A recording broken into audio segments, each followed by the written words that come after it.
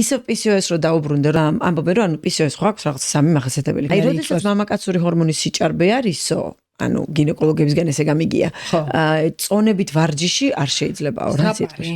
აბსოლუტურად არაფერი კავშირი სისხლში ვერც დაიჭერ მაგ ანდროგენების სიჭარბეს. მე არ მინახია 25 წელია ვუყურებ მე ჭარბი, აი რაღაც მინიმალური 0.5-2-ით მომატებული ფრი ტესტოსტერონი მინახია თავისუფალი.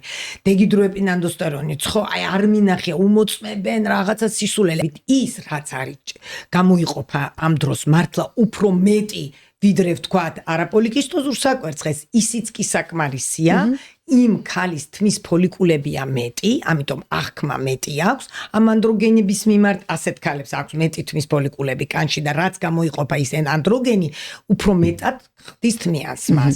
და ვერ აბალანსირებს იმ ანდროგენს, რა ვთქვი, ესტროგენი. ანუ იქ გამოყოფილი ესტროგენი, რომელიც პატარ-პატარა ფოლიკულები გამოყოფენ, ის არის არააქტიური. ესე იგი აქტიური ანდროგენი გამოიყოფა და პასიური ესტროგენი. ანუ კანის ფოლიკულებზე ყოფილა დამოკიდებული და არა ანდროგენებზე. ორი ქალი რო დააყენოთ, აი შეხედა და ერთს უფრო მეტი ანდროგენი გამოეყოფოდეს სისხლში და მეორეს ნაკლები.